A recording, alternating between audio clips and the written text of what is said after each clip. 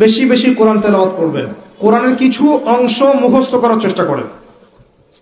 কোরআন তেলাওয়াত করলে আপনি প্রত্যেক হরফে 10 নেকি পাবেন। কোরআন আপনার পক্ষে সুপারিশ করবে। পৃথিবীর শ্রেষ্ঠ মানুষদের মধ্যে আপনি একজন, যে নিজে কোরআন পড়ে এবং অন্যকে শেখায়। সূরা বাকারা, আলে ইমরান আপনার পক্ষে সুপারিশ করবে। সূরা মুলক আপনাকে কবরের আযাব থেকে বাঁচাবে। সূরা ইয়াসিন পড়েন, আপনার কোরআনের কলিজা হাজত পূরণ হয়ে যাবে ইনশাআল্লাহ। সূরা ওয়াকিয়া পড়েন, আপনার দারিদ্রতা দূর হয়ে যাবে ইনশাআল্লাহ। সূরা ইখলাস পড়েন, অর্ধেক তিনবার পড়েন, ইনশাআল্লাহ কোরআন খতমের নেকি পাবেন।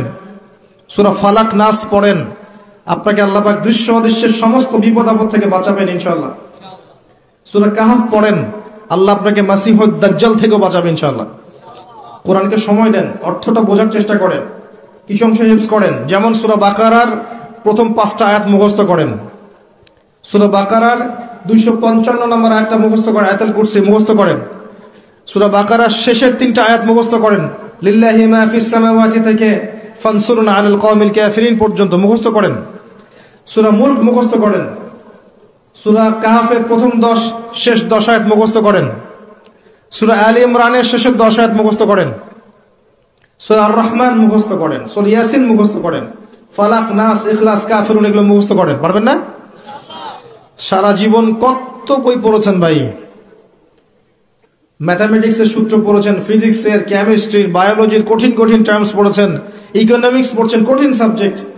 অনেকে পলিটিক্যাল সায়েন্স পড়েন, কঠিন সাবজেক্ট। আইআরএ পড়েন, ইন্টারন্যাশনাল রিলেশনশিপস, কঠিন সাবজেক্ট। বিবিএ করছেন, এমবিএ করছেন, কত সাবজেক্ট পড়ছেন, মেডিকেল সায়েন্স পড়ছেন, দাঁত ভাঙা শব্দগুলো পড়ছেন, মুখস্থ করছেন। এক একটা ডেফিনেশন মুখস্থ করতে দাঁত ভেঙে যায়।